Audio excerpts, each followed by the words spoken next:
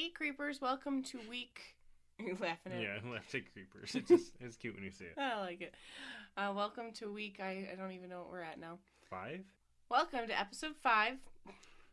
Now that I did all the counting, I want to thank this week's episode inspiration to the podcast I love to listen to, and it's called And That's Why We Drink.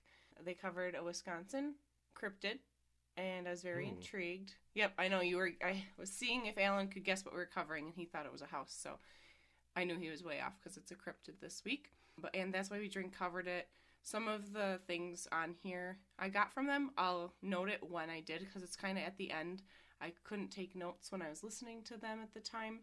So I do put my sources in our show notes, but I did get some things from them, but I'll note that at the end because the notes I got from them were at the end because there were some things I couldn't find that I found very interesting, and they do a wonderful job at covering. So I hope I can, do them justice? Yeah. I hope I do a good job, but I'm still working on getting as detailed as they are. It's a work in progress. I mean, we're on episode 5. They're on episode 300 and something. And if you guys want to listen to theirs, it's their episode. It's one of, they only have, I think they're up to 309 or 10 they hit this week. So it was one of the 300 episodes that they covered this. And it is the Beast of Bray Road. Bray? Bray Road. B-R-A-Y. Also known, there's a lot of things he's known as. Some are man-wolf, bear-wolf, indigenous dog-man. There's so many different names anyone will call him. I swear somebody said something. It might have been my friend this week, and we were talking about different cryptids and stuff. And I was talking about Wisconsin. He said something about a wolf guy or wolf man. I wonder if this is it. Maybe. It could be. You'll have to ask him now. Or hopefully he listens. Or at least ask him to listen to this one since he likes cryptids.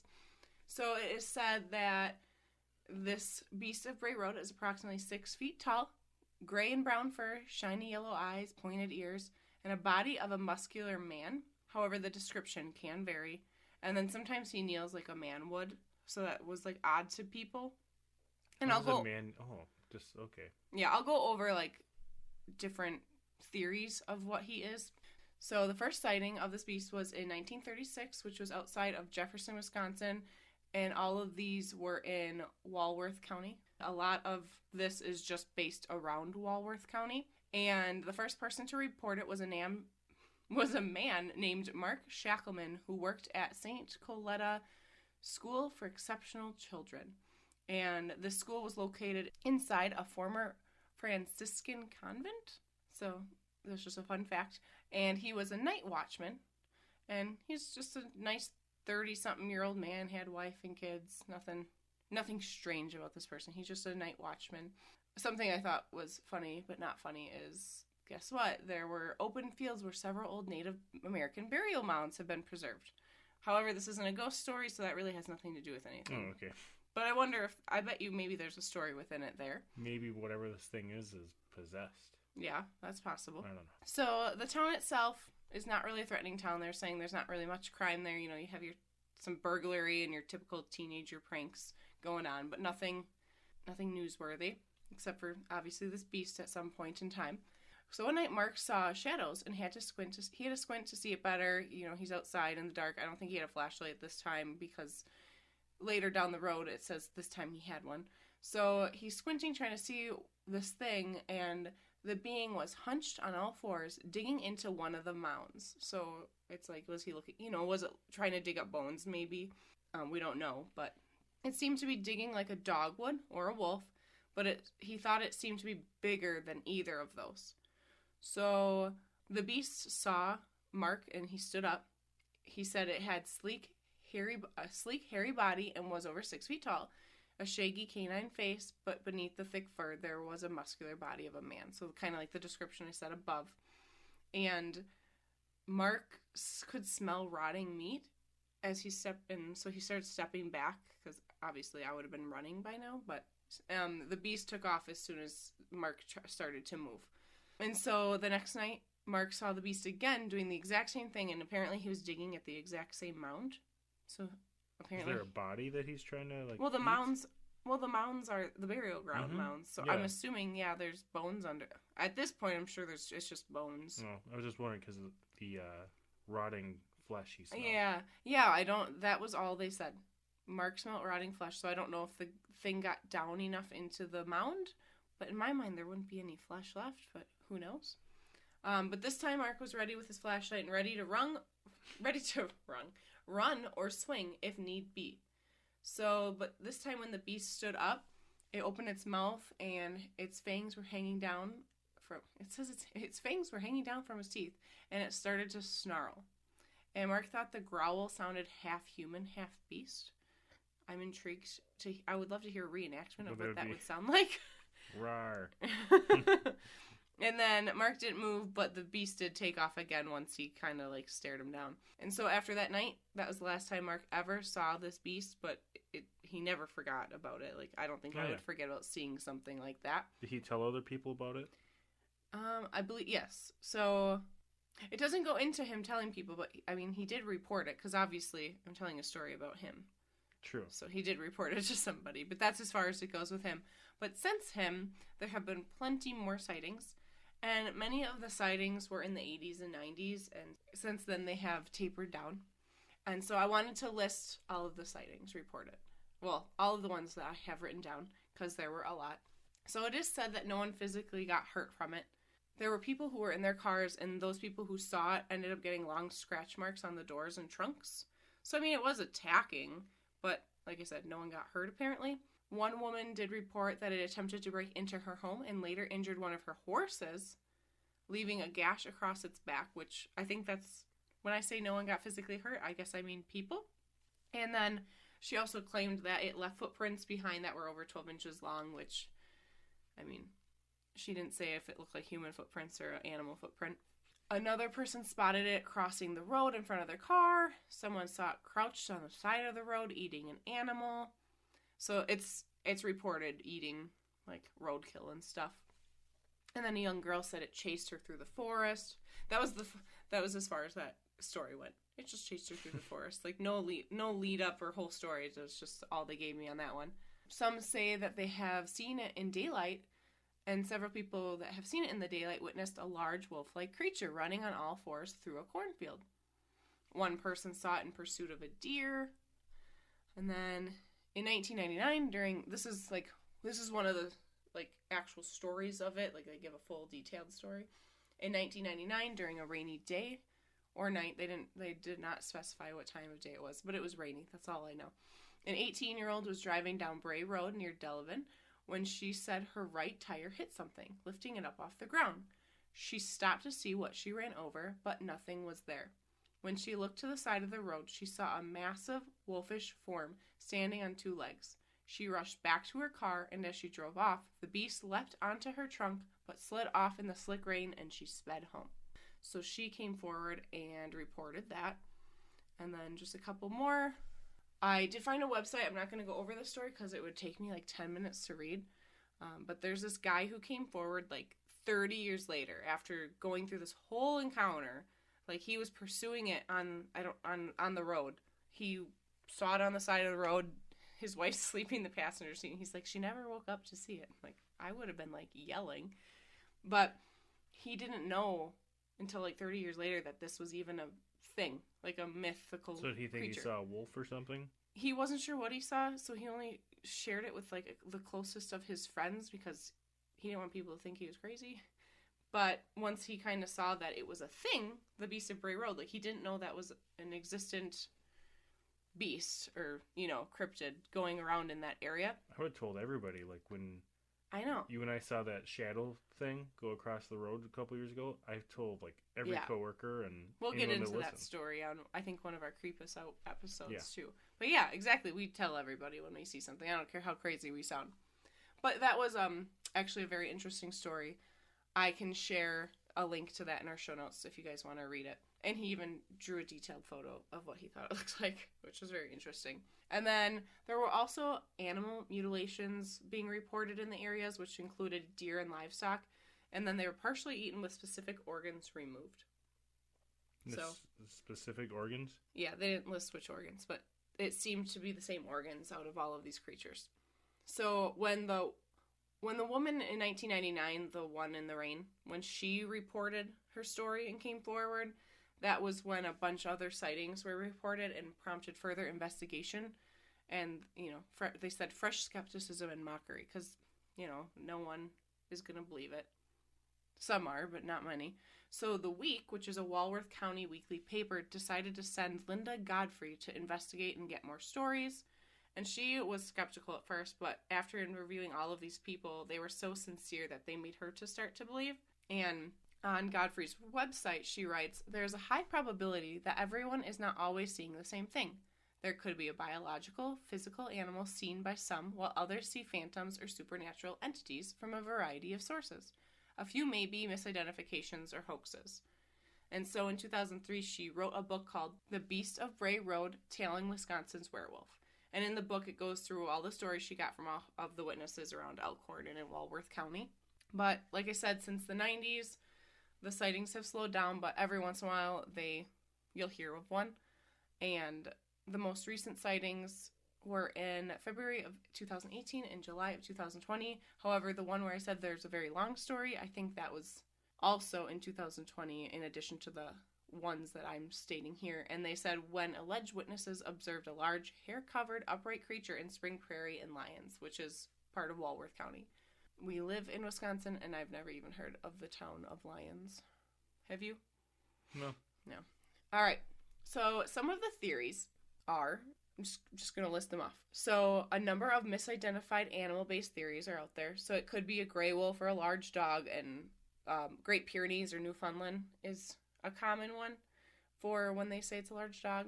But now that it is more known, more sightings are getting reported from past and present, because you have people coming, like this guy coming forward 30 years later. But you do have those people who are like wanting to be a part of the story. So like, oh yeah, I totally saw that, and people make up their own stories.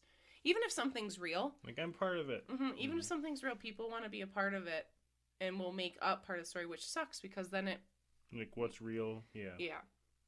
So, hoaxes. So many people have reported that there's a lot of false stories starting, and people who are seeing a normal creature, at this point, they just, in their head, want to think it's not, and they report it as the beast. So, some people think it could be a black bear suffering from mange. And we've seen videos of bears walking on their hind legs, and it's like, the ones that are skinnier, like, it's kind of creepy watching. Mm-hmm. So, I mean, that one's not far off. Then you got your werewolf. Where? Wolf. So some people think it's a werewolf. Some people think it's Bigfoot. Some of the locals call it a bluff monster or the Eddy. And it was labeled a werewolf in local folklore. However, most cryptozoologists have labeled it as a Bigfoot in order to avoid dealing with the scientific absurdities involved with werewolves. So it's just kind of funny because, cryptozoologist... Oh, hey, we were talking about that word the other day. Yesterday. But, yep, all right. Small world. So, like, a cryptozoologist is going to believe in a Bigfoot before a folklore of a werewolf. Like, a Bigfoot's more likely real than a werewolf. So it's I think so, too. But, so it's just kind of funny, like, they're like, oh, it definitely could be a Bigfoot, but werewolf's not real. I need to check with my dad and see where... He claims he saw a Bigfoot cross the road when he was driving truck, and I think he said in Wisconsin. I don't remember where. That'd be cool. Yeah, you should find that out, and we can report it back. And he's not one that would just make stuff up. But he believes fully he saw it. Yeah. So then also they think it's possibly a Wendigo, which I think we'll do a full episode on Wendigos. Those would be fun. Those are more so found in, you hear a lot more about Minnesota having these like those. Shapeshifters, or what are these guys? I can tell you I've watched a lot of different supernatural shows that cover the Wendigo. I don't think they're a shapeshifter, though. I think they're just a... Oh. I'm not sure. We'll have a whole episode so that one of us can do extensive research on it. But those are very interesting. And then some people say they're hallucinations, and others will say there's just a teenager that's not even a teenager, just someone has a costume on and is pulling a prank at this point. But this all started with one story, so who's to say that the original story wasn't real, and then from there, someone decided to carry it on and make a costume. Oh, true. So from the podcast I listened to, they went into detail on this. I'm not going to because I couldn't find this, and that's my fault. I guess I just didn't research well enough. But they said somehow it could be hellhounds going after sinners of Wisconsin. I thought that was really cool. they stated that police think it's a coyote or a wolf, which, I mean, that I guess I could have found anywhere. But they did state that animal control ended up euthanizing a large dog they thought might be the culprit because there were so many, like, animal mutilations and stuff happening that they really wanted to put this theory to rest, and they put down a large dog. Sorry guys if I said that a little wrong, but that's what I got from it, I believe. But I could not find it. I heard, like, there's something like this, another one in France, because I was reading something about it a while ago. Like, the stories are different, but it's, like, involves the same kind of creature. Yeah. They're like, is it a dog? Is it this? Did they put something down at the end? I don't remember. Oh. But yeah, so it's just known at this point in time, it haunts rural. Wow, I cannot say the word rural, everybody. Rural? Rural? Like the Rural Juror, Rural? which was on, I forgot what show. So it haunts rural roads in Wisconsin, but obviously Walworth County is the famous spot. I can tell you this isn't on my bucket list because I wouldn't go chasing a werewolf or Bigfoot. Or, you know, Bigfoots aren't supposed to be, they don't sound threatening, but this thing is doing things that I've never heard of a Bigfoot doing, so not on my bucket list, if anyone's curious. That'd be cool to see. Just, I would want to be in my vehicle with the doors locked. I suppose, yeah. But just not my new car. Like, let's bring your truck, so it's okay if it gets a scratch. A couple claw marks in it. And then there is a movie based on this. There's actually, like, a couple things based on this, but the main one I found, which we have to watch, because I think we have Tubi TV, or I think it's free. Yeah, I think so. It's called The Beast of Bray Road. I know, shocker of its name. And it's rated R. What's it about? It came out in 2005. It's rated R, and it can be found on Tubi TV. So if everyone wants to tune in, I think we might watch it. You know, when they say something's based on a true story, well, especially when it's based. Especially when it's a cryptid. But when any story, sad story, whatever kind of love story, it says it's based on a true story, the location could be the one true part of the whole movie. So I'm very skeptical watching anything that says I mean, I'll still watch anything based on a true story, but I'm skeptical to the part of the true story on it. However, the Beast of Bray Road, that's up to you to believe or not. So I thought that was very interesting. I'm sure there's a lot more to go off of it, but that is what I found on it. And I will make sure we put a picture of this beast. There's several different drawings of it, so I'll post a couple of them on our socials so you guys can all see it. So then I gave Alan the fun task of taking us. I told him I widened the search to Walworth County. Not sure how much there is to do over there. I'm sure if we got some of the people who lived over there on the phone, they'd tell us. I think that's the Beast of Bray Road. Oh, or it's our dog outside the door. I wonder if the mic picked that up because I could hear it in the headphones like clear as day. Sounded like something was breathing in my ear. If you guys heard that, that's Kate. It's just a dog. But if you didn't hear that, we just sound crazy. One day we will record an episode without an animal distracting us on the other side of the door. But yeah, so I gave you the fun task of what, I mean, I'm sure there's like a county fair or something, but if you found yourself in Walworth County, what could we do? So, first I looked up Elkhorn, Wisconsin, and they have like 10,000 residents, so they're like it's 3 times town, yeah. our size. They're smaller, they're smallish, but not bad. You guys, we live in a town that's under 4,000, so 10,000. We don't even live in that town. We live by that town. Yeah, so that's 10,000's a lot for us. Yeah, it is. So, different things you can do there. This is all in TripAdvisor. I didn't realize TripAdvisor was even a thing until like a year ago, and I go to it for all this stuff now. It's really nice. So, they have like orchards and wineries. I love me a winery. And they, a brewing company. So far, if you go to Elkhorn, you can have apples, wine, and beer. So that sounds enjoyable. Sounds like a good time for us. They have the White River State Trail, which is for, it says there's biking trails and hiking. They have the Alpine Valley Music Theater. And it says looks like a fairgrounds. I didn't look too much into Elkhorn because there wasn't a ton to do. It says they have the Alpine Valley Resort, which looks like a small ski hill. Well, that'd be fun. Mm-hmm. Just different places to eat. I didn't go into all those because, like any town, you have a ton of places to eat, and you just have to try them. But then I didn't realize this because you told me to look up Walworth County too, and I did that. So that's way southern Wisconsin, and that has Lake Geneva, which I've never been to, but I know it's a touristy place. Mm-hmm. So there's a ton of stuff to do in Walworth County. Different museums to go to. They have, it looks closed now. It says temporary closed, Safari Lake Geneva. I see a giraffe, so it says zoo. I'm wondering if it's closed because it's winter currently. Oh, yeah. They have different places called the Fuzzy Pig. It says antiques and cocktails. So I'm like, that sounds interesting. Mm-hmm. Underground Retrocade, which it looks like, it reminds me of Uptown. So an arcade bar? Yeah. If you guys haven't been to an arcade bar, it's really fun. If you find yourself in Wisconsin, in the Milwaukee area, it's called Uptown. And then in Minnesota, what is Minnesota's town with the word salt in it? Salt? It's not salt. I have no idea. Oh my god. It's by Minneapolis. What's next to Minneapolis? That's fair. St. Paul? Salt. Do you think it was Salt Paul? No, I don't. We're putting salt on Paul. You're like, poor Paul who got salted. Oh my god. I don't even know if it's in St. Paul. It might be St. Paul. St. Cloud? No, St. Paul sounds closer. I have a somewhere over there. There's also, if you go on Uptown's website, they're somewhere in Minnesota and then they're in Milwaukee. And there's Uptown Minneapolis. I'm just kidding. It's in Minneapolis. It was in the easy one, not some salt town. Salt Lake City, Utah? Oh. Okay, so the salt existed. I just had the wrong state. Ooh, maybe they have salt that you can put on your pizza. You just have salt. I'll assume they have pizza because the one in Milwaukee does. Yeah, it's the same place. Like, this is not at all about what we're talking about. No, but I was just Uptown is a great, fun place to go to. I was just comparing it. When we end up covering a place I want to in Milwaukee, Uptown will be on the list of things we want you to try. Yeah, so it's a really fun place. You get tokens, games. It's fun. All right. Okay, so I thought this was interesting just because it rhymes. It's the walk, talk, and gawk.